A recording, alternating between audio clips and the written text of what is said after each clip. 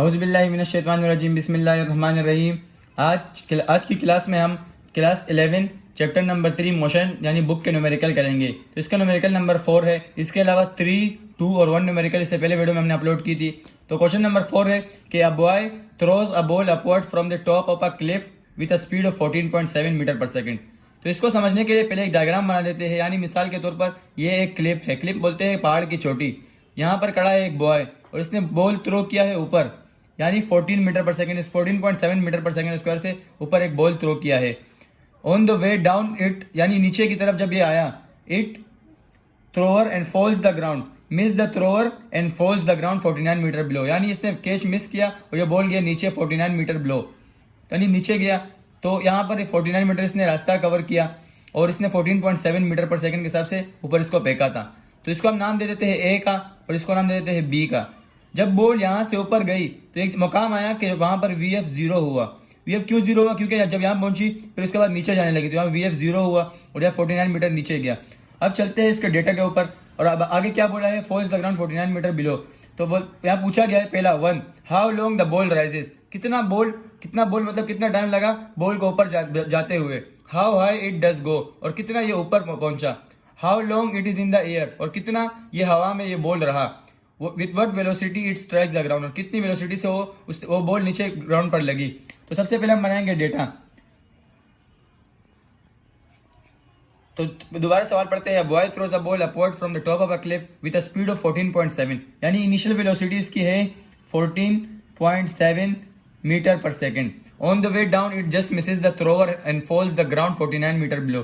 तो डिस्टेंस है 49 मीटर और यहाँ पे हम माइनस लगाएंगे। माइनस इसलिए लगाएंगे क्योंकि ये ओरिजिन है, ये बॉय ओरिजिन है, यानी ये पॉइंट है और इससे ऊपर एक्स एक्सिस है, नीचे वाई, ऊपर पॉजिटिव एक्स एक्सिस है, नीचे नेगेटिव एक्स एक्सिस है, यानी ये नीचे आया तो इसकी वजह से ये नेगेटिव रहेगा, यानी एक्सिस से नीचे है तो ये नेगेटिव आएगा। तो इसलिए हमने नेगेटिव लगाया 49 मीटर। और at the same time gravity जो कि -9.8 के बराबर होती है, यानी डिस्टेंस नेगेटिव है तो ग्रेविटी भी इसलिए नेगेटिव रहेगी। और आगे पूछा गया 49 metre below, how long is the ball is in the air, यानी टाइम मालूम करना है TAB, यानी कितना ऊपर A और B के दरमियान जो कितना टाइम लगा, कितना लगा, इसको मालूम करना है। How high it does go, और कितना ये ऊपर पहुंचा, यानी SA to B, यानी डिस्टेंस मालूम करना है A और B का। तो क्वेश्चन मार्क सही है। और how long it is in the air, और टोटल टाइम मालूम करना है, यानी यहाँ से यहाँ तक जब पहुंचा और यहाँ से लेकर यहाँ नीचे तक जब जितना आया इतना टाइम मालूम करना है, यानी टोटल टाइम मालूम करना है। Question mark with what velocity it strike the ground, यानी कितने वेलोसिटी से। VI तो 14.7 है लेकिन VF मालूम करना है, यानी VF is equals to question mark. यह हुआ डेटा मुकम्मल।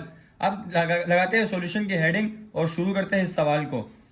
सबसे पहले हम मालूम कर लेते हैं time of A to B। Time of A to B का फॉर्मूला यानी वही VF is equals to VI plus GT। Simple ये फॉर्मूला है फर्स्ट इक्वेशन ऑफ मोशन। इसमें टाइम को मालूम करना है, टाइम को साइड पे लिख देंगे, VF minus VI divided by G। Next step में क्या करना है, T को T अपनी जगह पे रखना है। VF, जिससे मैंने आपको कहा कि VF जब ऊपर पहुंचा तो VF 0 था, यानी यहाँ पर 0 था तो इसलिए यहाँ पे 0 लगा देंगे, माइनस 14, VI क्या है 14.7 तो 14.7 लिख देंगे और डिवाइड बाय G कितना है -9.8। सही है। नेक्स्ट स्टेप में T is equals to -14.7 divided by -9.8। Minus से माइनस कैंसिल हो जाएगा और 14.7 यानी 14.7 डिवाइडेड बाय 9.8, तो टाइम आ गया 1.5 सेकेंड, यानी time of A to B। ये A टू B है, याद रखना ये A टू B है क्योंकि हम A टू B मालूम कर रहे हैं, यानी टाइम A से B तक जाने का जितना टाइम लगा उसको मालूम कर रहे हैं। तो इसलिए time of A to B क्या आया 1.5 सेकेंड। इस तरह ये time of A to B हमारे पास मुकम्मल हो चुका है। अब S A टू B मालूम करना है, यानी डिस्टेंस कितना लगा A से लेकर B तक, कितना ये बॉल ऊपर पहुंचा। तो S और A टू B मालूम करना है, तो S is equals to question mark, formula लगाएंगे 2AS is equals to VF square minus VI का स्क्वायर। हमने टाइम का फॉर्मूला अभी नहीं लगा सकते, इसमें डिस्टेंस का formula third equation of motion लगाएंगे। तो सिंपल आपने क्या करना है, S को अपनी जगह पर रख लेना है और is equals to VF square minus VI का स्क्वायर। और ये जो 2 है ये आप मल्टीप्लाई और 2 और A मल्टीप्लाई और नीचे जाके डिवाइड हो जाएंगे।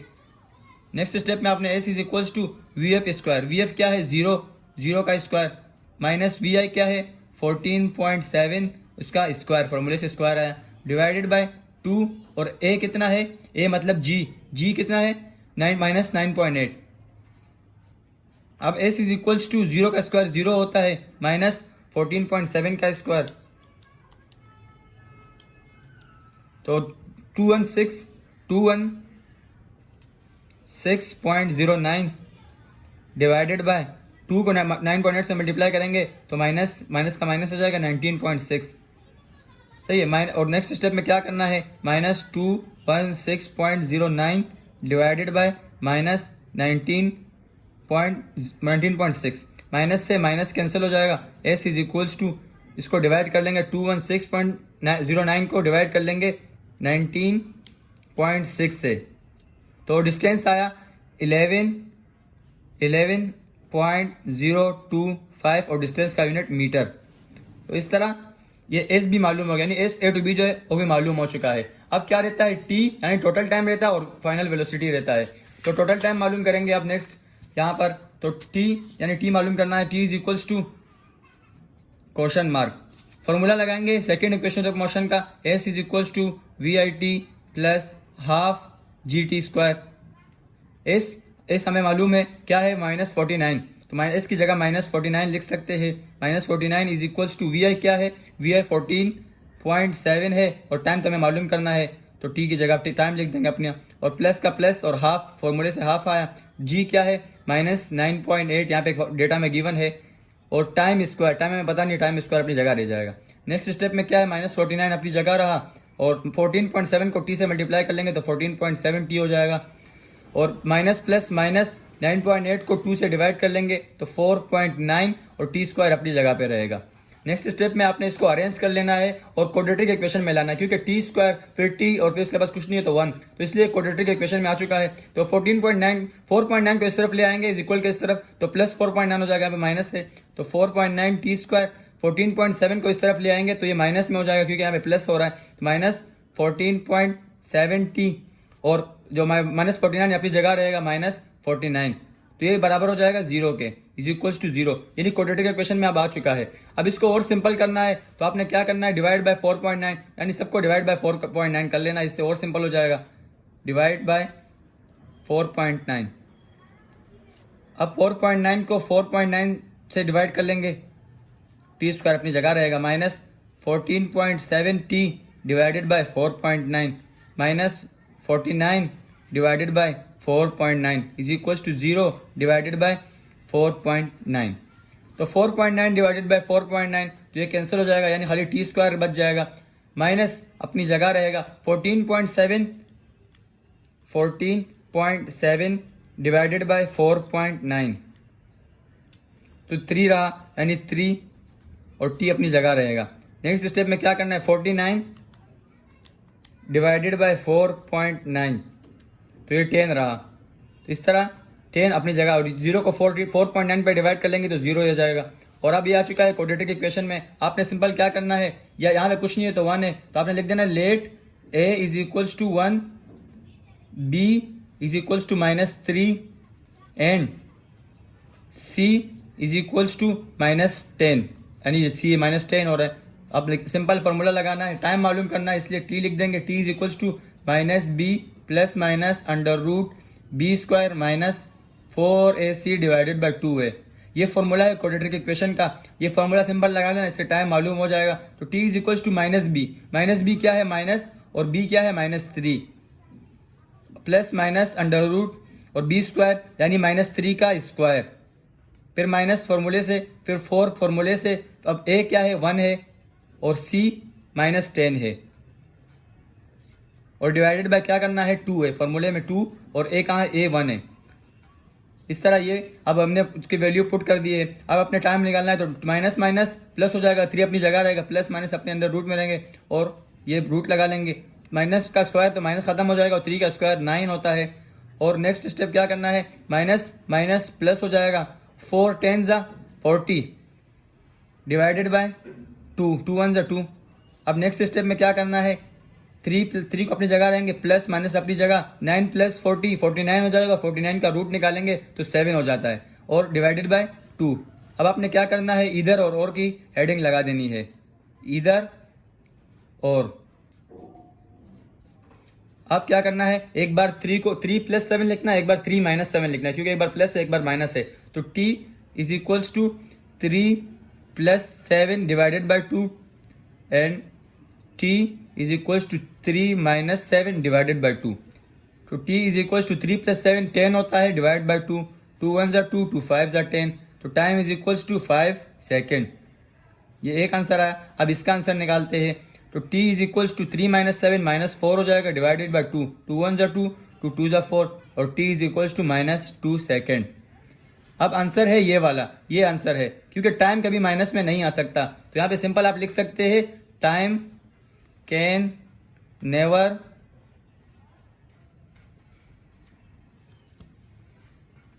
B negative. इस तरह ये क्वेश्चन मुकम्मल हुआ। उम्मीद है कि आपको ये क्वेश्चन समझ आ गया होगा। अब चलते हैं क्वेश्चन नंबर 5 की तरफ, जो बुक का क्वेश्चन नंबर 5 है उसकी तरफ चलते हैं। एक क्वेश्चन बड़ा सिंपल क्वेश्चन है। इसमें है कि a helicopter weighs 3920 newton, calculate the force on it if it is ascending up to a rate of 2 metre per second. यानी एक हेलीकॉप्टर है जिसका वेट है 3920 न्यूटन और अपने फोर्स मालूम करना है इसके ऊपर, जो जब ये ऊपर चल रहा था यानी असेंडिंग यानी ऊपर जा रहा था up to a rate of 2 metre per second, यानी इसका एक्सेलरेशन था 2 मीटर पर सेकंड स्क्वायर।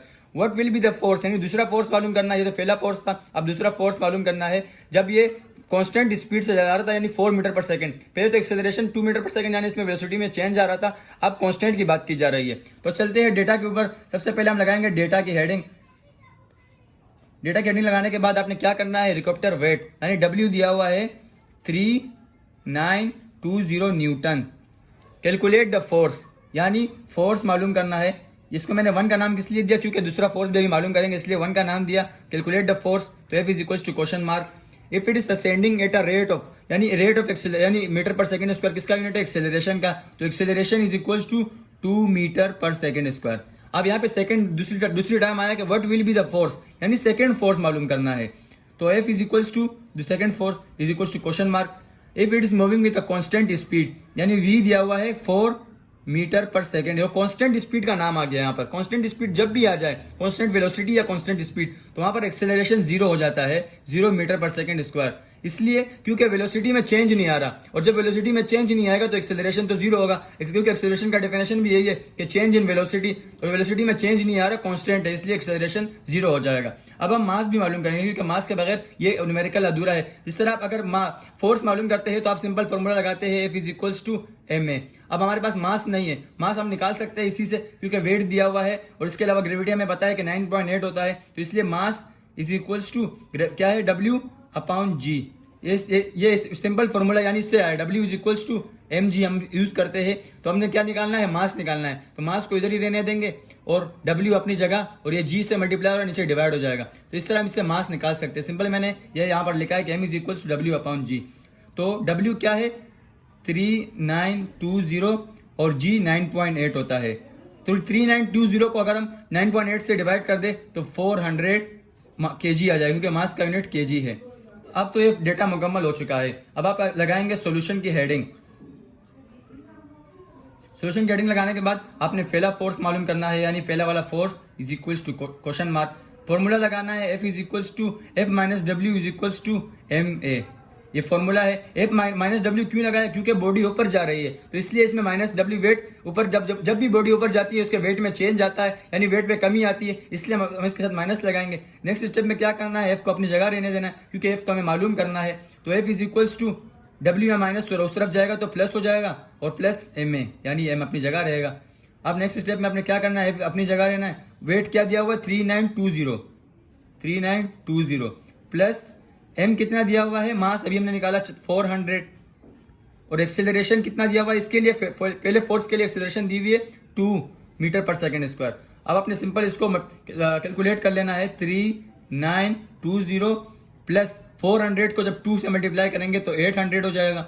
और नेक्स्ट स्टेप में आपने F इज इक्वल्स टू इन दोनों को प्लस कर लेना है, यानी 3920 को प्लस 800 कर लेंगे तो 4720, और फोर्स का यूनिट जैसे कि आपको पता है न्यूटन है। तो इस तरह पहला फोर्स जो हमें मालूम करना था वो हम मालूम कर चुके हैं।